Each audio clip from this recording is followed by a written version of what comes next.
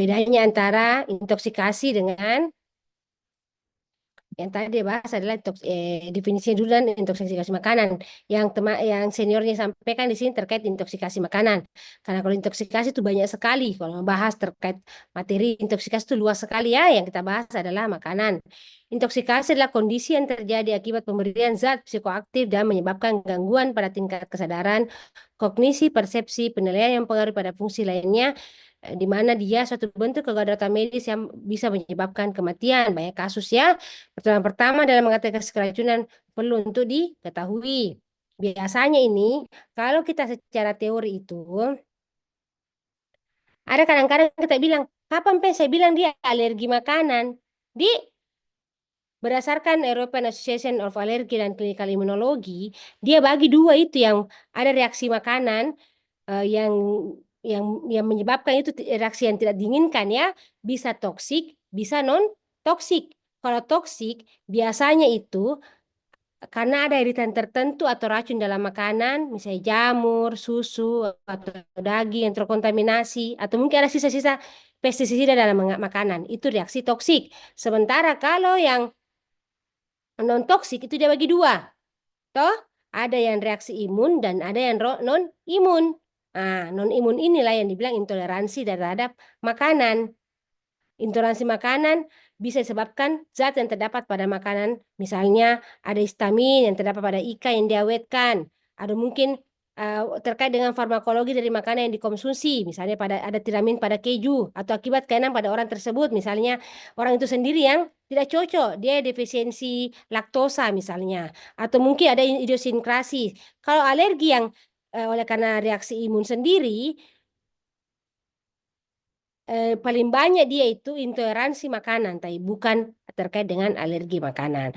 Namun nanti kalau kalian bisa tahu itu jawabannya apapun itu, dimanapun masalahnya, yang saya harus tahu adalah setelah dia terjadi kondisi di mana mengalami intoksikasi pasien, pemisahan yang saya dapat adalah biasanya itu pernafasannya akan menurun, dilatasi pupil. Nah, jadi kalau lihat pupilnya orang itu gunanya pen light.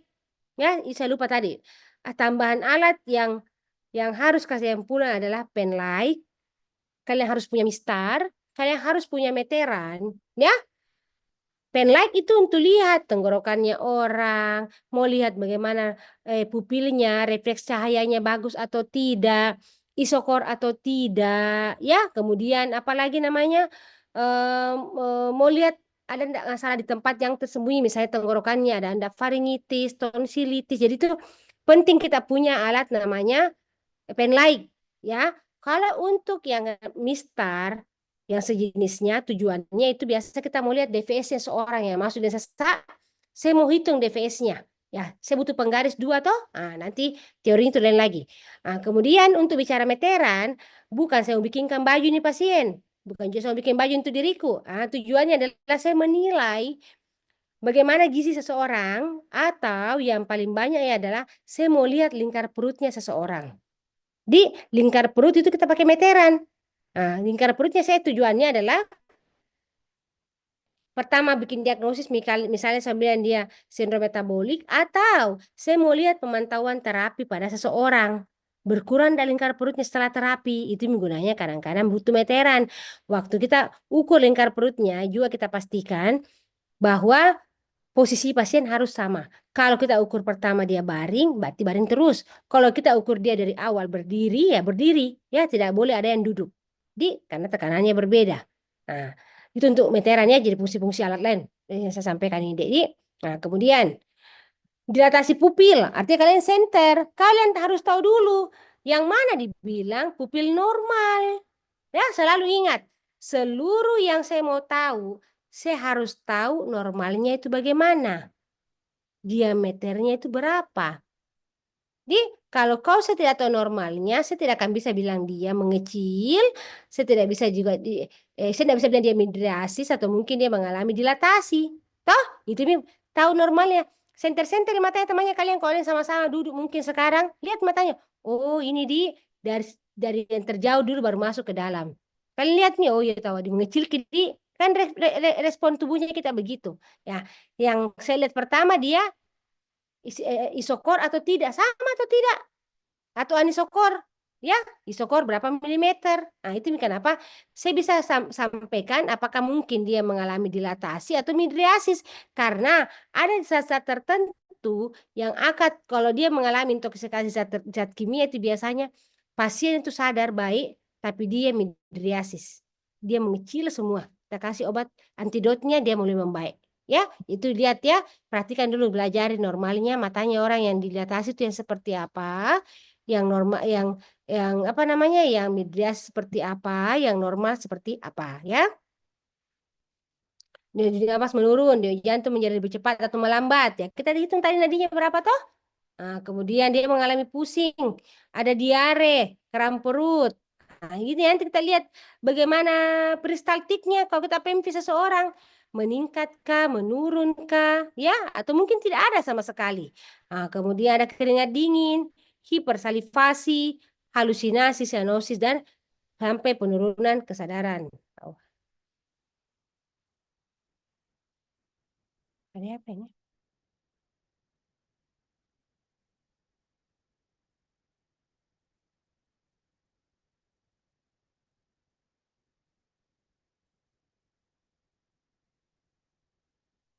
Ya, kita bicara intoksikas makanan tadi.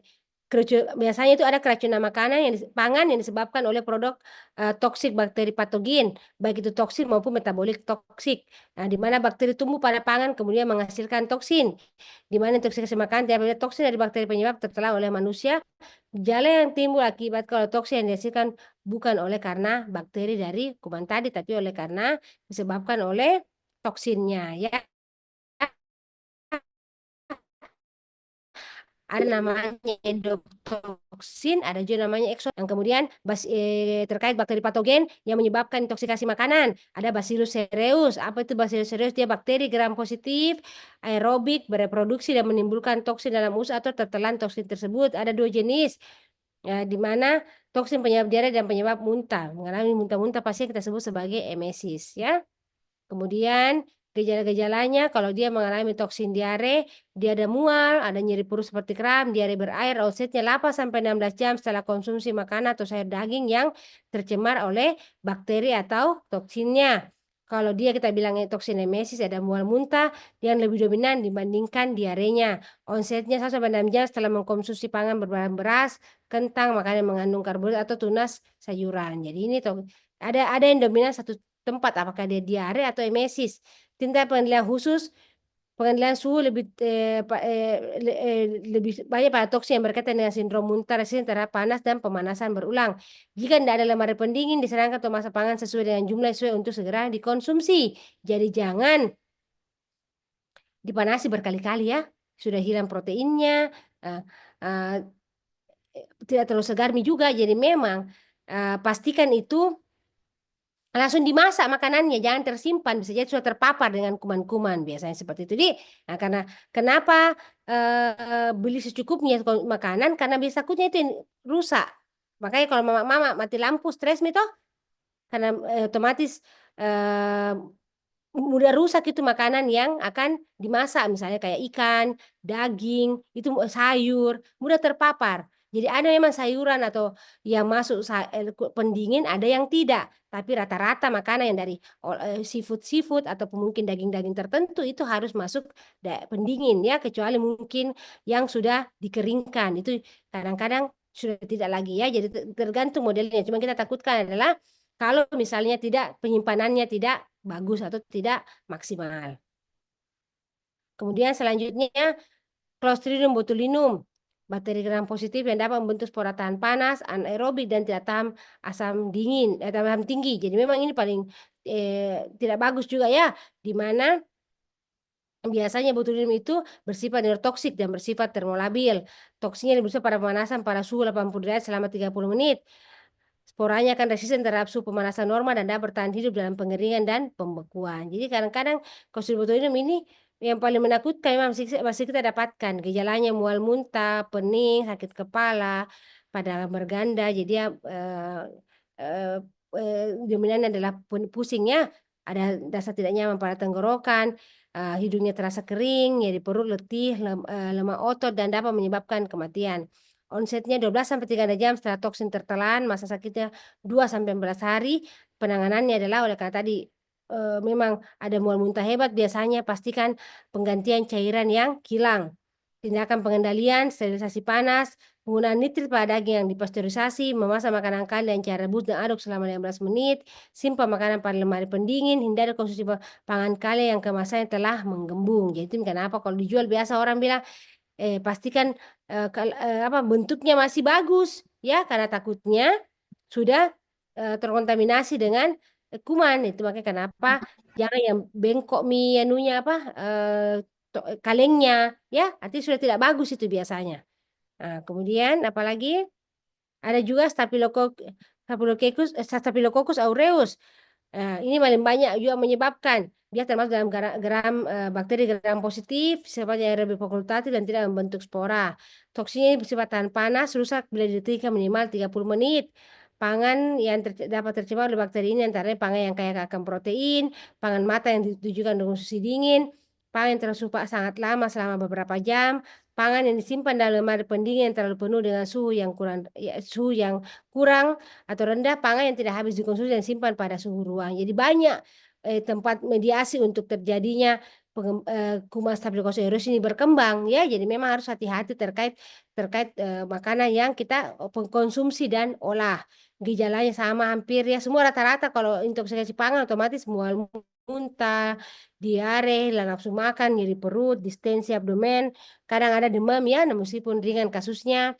Pada kasus berat sudah sakit kepala, kram otot dan perubahan tekanan darah, onsetnya 4 sampai 6 jam setelah konsumsi pangan yang tercemar. Penanganan mengganti cairan yang hilang akibat muntah dan diare, encerkan racun dalam lambung dengan air, susu atau anorit, kosongkan lambung apabila racun tertelan kurang 4 jam dengan cara dimuntahkan dengan refleks muntah biasanya kita kasih lakukan ya. Hati-hati pada orang-orang kalau kita mau lakukan ini dimuntahkan, dikeluarkan, kontraindikasi pada zat-zat korosif atau mungkin orang dengan kesadaran menurun dan orang yang kejang. Yang kita takutkan justru jadi aspirasi ya, kalau kau kasih masuk orang yang sementara kesadaran menurun, dia tertelan masuknya di paru-paru jadi aspirasi, jadi bisa meninggal juga pasien. Jadi memang ada indikasi kalau kita mau kasih kumbah lambung pasien, syaratnya bukan zat korosif, kesadaran tidak kejang pasiennya ya, dan orang-orang yang baik-baiknya masih sadar. Kemudian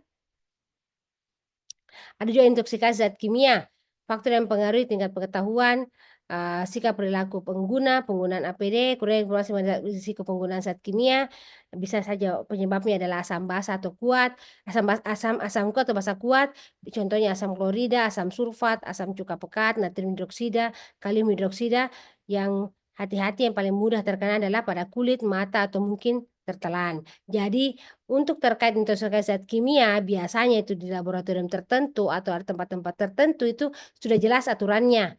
Biasanya mereka sudah maksimalkan penggunaan APD supaya menghindari terpapar. Cuma memang kembali ke masing-masing orang, harus hati-hati. Makanya biasa kalau kalian perhatikan karena ada risiko tertular ke mata, toh biasanya orang pakai kacamata toh, karena zat-zatnya yang bisa toksik pada tubuh ya. Jadi memang banyak kasus-kasus nanti kalian dapatkan seperti ini yang kita paling cegah jangan sampai juga pasien masuk dengan mungkin yang untuk selanjutnya di yang teman siapa namanya ketua panitianya atau mungkin ada yang bahas terkait dengan shock anafilaktik ya, itu yang kalian harus perhatikan di lapangan karena kalau dapat itu yang di lapangan kau harus punya tindakan cepat di terkait dengan intoksikasi makanan atau zat kimia ini. Ada yang bertanya dek atau mungkin yang dihubungkan dengan sebelumnya juga boleh ya, silakan. Tampaklah berpuasa. Siapa yang bertanya? Teman-teman peserta mungkin ada yang ingin ditanyakan, bisa raise hand.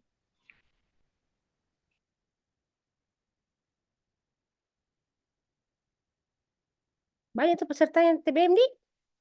Diwajibkankah ikut? Tapi tidak, Dok. Ikhlas sih semua tuh. Jadi kalian ini baju putih-putih di rumah atau di mana?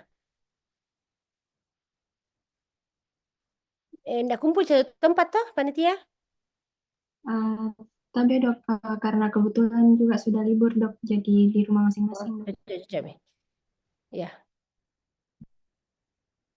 Ada yang bertanya, Dek? Apa saja? Mungkin ada pengalamannya atau seniornya mau sharing terkait sesuatu yang mungkin saya bisa bantu?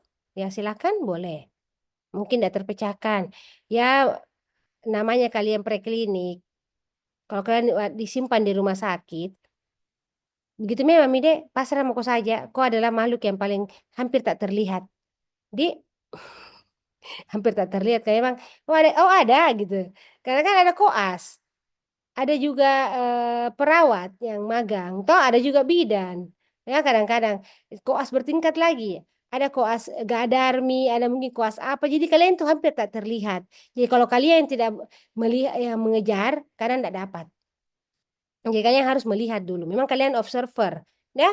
Tapi untuk terkait teori-teorinya, pastikan kalian belajar sesamanya kalian. Di, apalagi yang mau kalian tanyakan, Dek?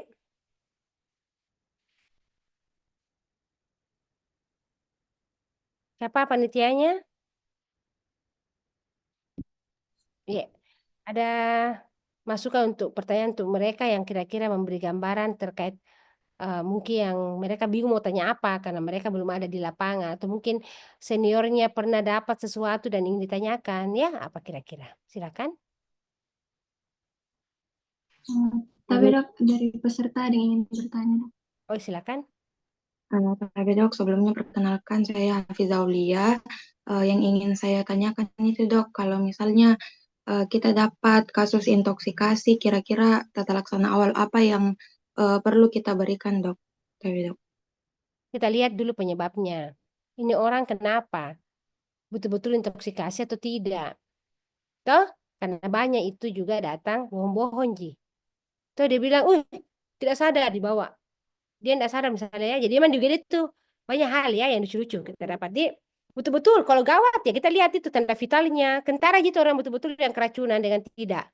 Ya, kalau cuma yang tadi keracunan makanan mungkin kuman kan tidak langsung itu deh. Itu kalian ada perlangsungannya toh butuh beberapa jam. Ya, makanya mereka lihat kalau misalnya sifatnya rame toh satu tempat yang memang keracunan ya intoksikasi makanan ya itu langsung selalu yang kita pikirkan ada berapa tanda vitalnya jangan sampai dia shock hipovolemik itu dulu kalau bicara makanan tapi kalau bicara terkait yang lain misalnya zat kimia oleh karena misalnya dia minum racun racun tertentu ya itu kita lagi tahu apa racunnya karena ada antidotnya ya yang paling menyeramkan adalah kalau racun rumput tidak pernah ada yang bisa selamat. Ya, berapa kita dapat kasus tidak pernah ada yang bisa selamat. Jadi kalau ada yang bunuh diri, racun rumput dek saranku. Ya, jangan kau baygon dan sejenisnya. Selamat Jeko itu dek biasanya. Di kalau mau betul-betul mati racun rumput, tidak pasti tidak tertolong. Ya, karena langsung dia rusak, rumput saja hancur. Ya, bertahan 3 hari pulang meninggal.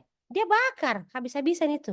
Tidak ada yang bisa selamat racun rumput. Di itu membunuh diri dengan cara menyiksa diri silakan. Dek, jadi mau coba-coba saja acting-acting, jangko itu deh. Yang ringan-ringan mau.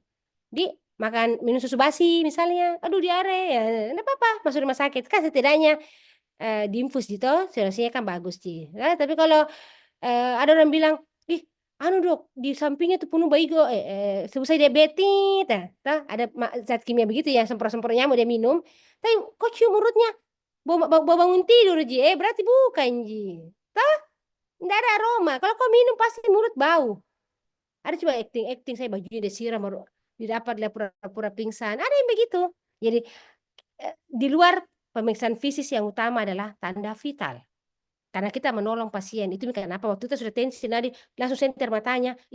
Karena berbeda zat kimianya, lain hasilnya di mata. Ada yang memiliki midriasis kiri kanan. Ada yang bikin dia jadi dilatasi kayak tadi. Ada yang dominannya adalah tidak ada masalah terkait pupila tapi mungkin shock hipovolemik. Nah, yang kita atasi adalah penyebabnya. Apa yang pertolongan pertama adalah cairan. Itu dulu. Jadi kalau dia masuk dengan shock anafilaktik ya saya pikirkan pemberian adrenalin lain lagi itu terapinya. Jadi makanya setiap kasus yang masuk berbeda penanganannya namun harus ada anamnesisnya. Karena saya bisa tebak dia apa, saya bisa tahu penangananku apa, kalau dia saya tahu apa. Ya, karena tidak semua tadi ingat, tidak semua orang dikumbah lambung. Ada yang tidak boleh kumbah lambung. Ya, zat-zat yang bisa membakar kayak racun rumput tidak dikumbah itu. Ya, karena dia sudah masuk, tidak bisa dikeluarkan. Ya, jadi ada zat yang bisa dikumbah, ada yang tidak. Makanya kalau kalian enak sekali itu kalau di UGD tertentu, tapi sekarang kurang nih ya. Saya dapat yang kasus-kasus orang zat kimia. Rata-rata itu apa jarang juga. Yang sampai ada aku ucapkan kalimat, "Nggak ada yang berencana di antara kalian, nggak ada gangguan jiwa di antara kalian tuh nanti ada yang niatkan sesuatu kan, bilang saya motivasi." Saya nggak sebut deh, nanti bilang saya motivasi lagi.